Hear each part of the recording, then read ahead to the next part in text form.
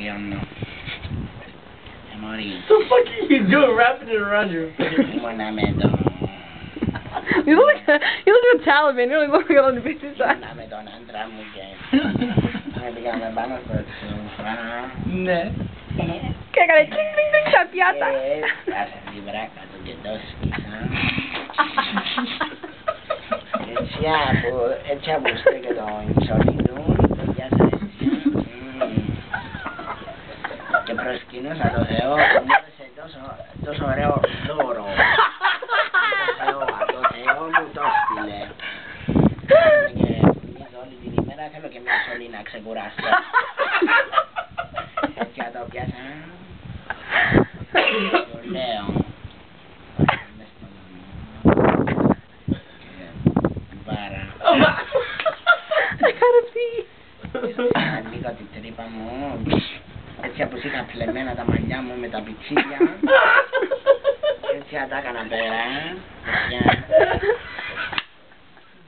Άνοιξε την τρύπα μου λιγάκι που είχα και αίματα και κόλλησε. Shut the fuck up! Και μου το βάζει μέσα και ανατρίχιασα. Τόσο ωραίο μπούτο. Εκείνη η σωλή.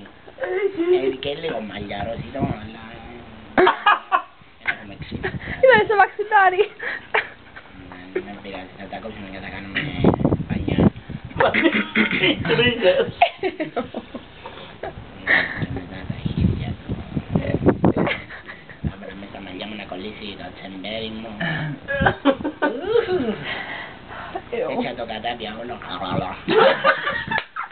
Τι ωραίο μπούτο. Τι ωραίο μπούτο. Ήταν σαν την τάκα, αλλά... με πειράζει. Ωραίο ήταν.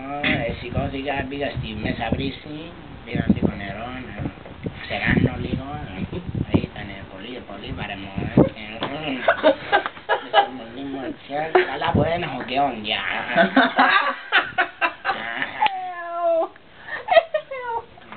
Και στα πίσω ήταν ακόμα στέκετο έτσι. Στέκετο είναι πια η ψωλή του, ανέβηκα πάνω στο τσουβάκι εδώ πάνω, ψιά και...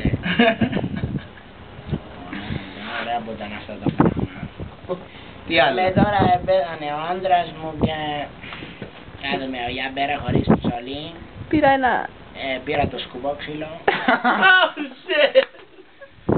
Όλα έτσι να ήταν για ο άντρας μου.